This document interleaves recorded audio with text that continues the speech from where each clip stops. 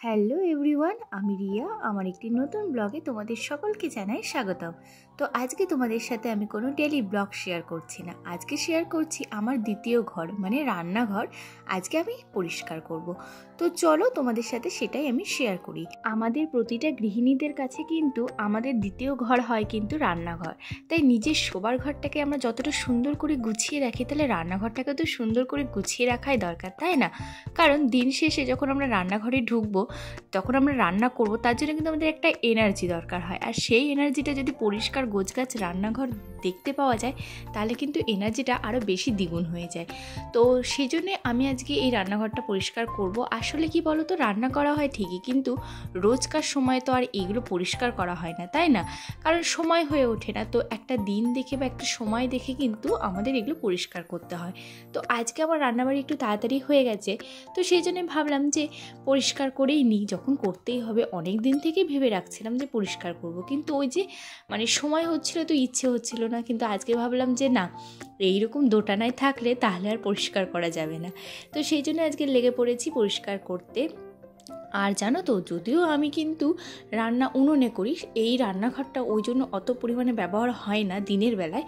ওই রাতের বেলায় ভাতটুকুটা আর রুটিটা করার জন্যই কিন্তু এই রান্নাঘরটা মেনলি ব্যবহার করা হয়।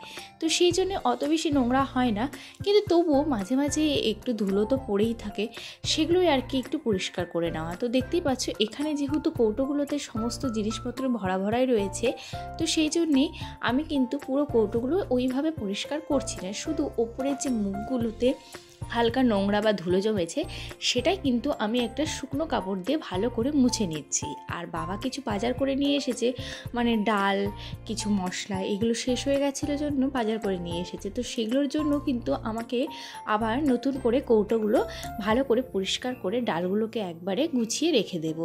তাহলে কি হবে, কাজের সময় ওই খোঁজাখুঁজির কোনো ব্যাপার থাকবে না, একটা নির্দিষ্টভাবে কিন্তু নির্দিষ্ট জায়গাতেই সাজানো থাকবে।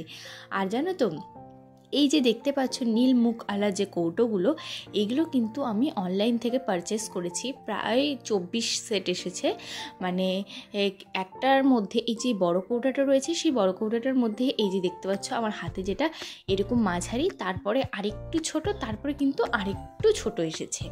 তো এই তিনটেগুলো যেই বড়টা মেজোটা, তার থেকে আরেকটু যে ছোট, এই তিনটে কিন্তু আমি এখানে সমস্ত মশলাপাতি, তারপরে হচ্ছে ডাল, চিনি, লবণ, হলুদ, এগুলোই রেখে দিয়েছি। আর এর থেকেও যেটা একদমই ছোট ছোট কৌটোগুলো রয়েছে, সেগুলো কিন্তু আমি মশলাদানিতে ব্যবহার করেছি। মশলার যে ডালিটা রয়েছে, সেখানেও কিন্তু আমাদের আগে না সব এলোমেলো কৌটোগুলো ছিল। জানোই তো, আগেকার দিনে মা ঠাম্মারা যেরকম কৌটা ব্যবহার করতো, তো আমার শাশুড়ি মাও কিন্তু সেই রকম কৌটা এখানে রেখে দিয়েছিল।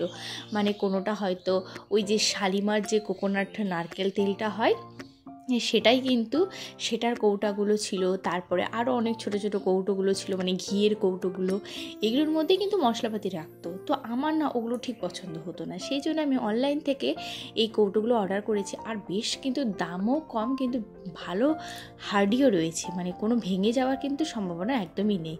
তো সেই কৌটোগুলোকেই আমি মশলাদানির মধ্যে সমস্ত এক সেট করে রেখে দিয়েছি।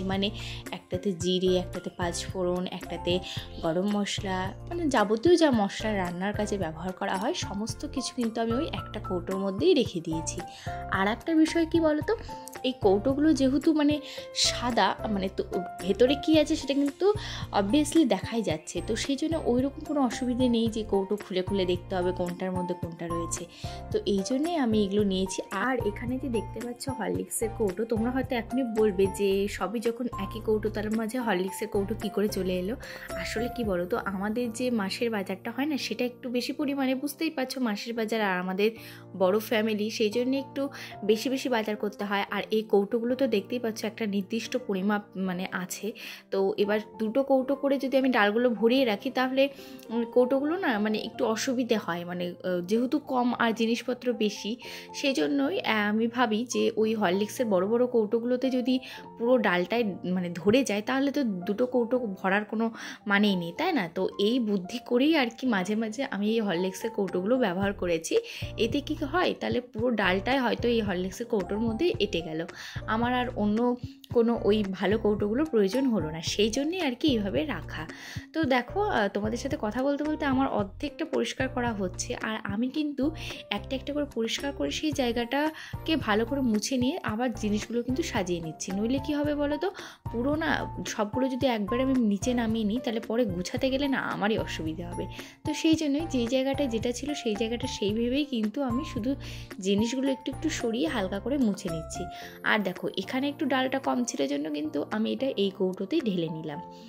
আর তোমাদেরকে যেটা বলছিলাম সেটা হচ্ছে, দেখবে একটা বিষয়, প্রথমে কিন্তু ওই যে একটা কথাতেই রয়েছে, পেহলে দর্শনধারী ফির গুণ বিচারি। তো সেটাই হচ্ছে কথা, মানে নিজেদের রান্নাঘরটা যদি দেখতে সুন্দর লাগে তাহলে দেখবে পুরো কাজ করার একটা আলাদা এনার্জি আসে। তো সেরকমই এই রান্নাঘরে কিন্তু বিভিন্ন রকমের কৌটো দিয়ে সাজানো ছিল আগে, কিন্তু আমার একদমই ভালো লাগতো না, সেই জন্যে আমি ওগুলো সব চেঞ্জ করে কিন্তু এই একই রকম দেখতে কৌটোগুলো এখানে রেখে দিয়েছি।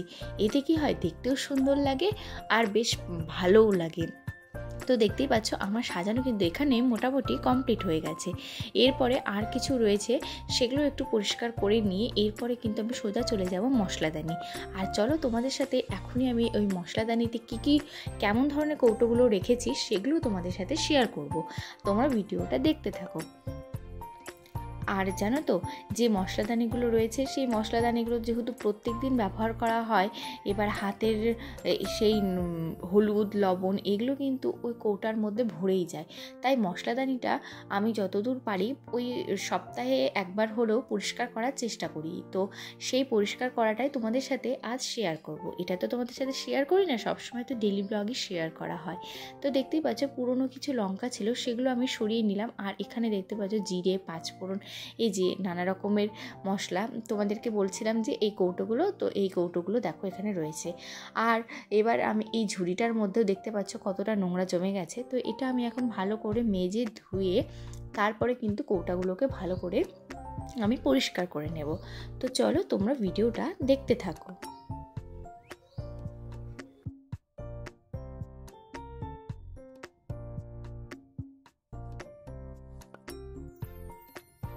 তো ওটাকে ভালো করে মেজে ওখানে রেখে দিলাম। এবার মগের মধ্যে আমি অল্প একটু সার্ফ আর জল ভালো করে গুলিয়ে নিয়ে একটা কাপড়কে ভালো করে ভিজিয়ে নিয়ে এবার কিন্তু এই কৌটোগুলোর মুখগুলো ভালো করে পরিষ্কার করব। যেহেতু ওখানেই আমরা বারে বারে হাত দিয়ে খোলামেলা করি, সেই জন্য কিন্তু ওখানে একটু বেশি তেল চেটে হয়ে যায়। তো সেই জন্য আমি এইভাবে একটা ভিজে কাপড় দিয়ে ভালো করে এগুলো মুছে নেব, তাতে এমনি কিন্তু উঠে যাবে।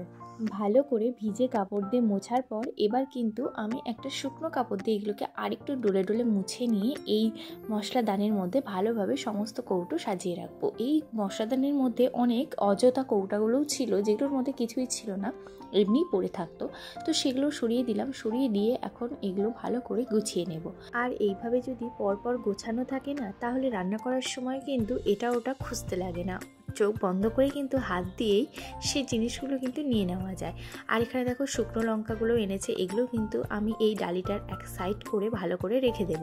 মানে রান্নার ক্ষেত্রে যেগুলো যেগুলো প্রয়োজন, শুকনো লঙ্কা, তেজপাতা, সমস্ত কিছুই কিন্তু এই ডালির মধ্যে আমি সুন্দর করে সাজিয়ে রেখে দিলাম।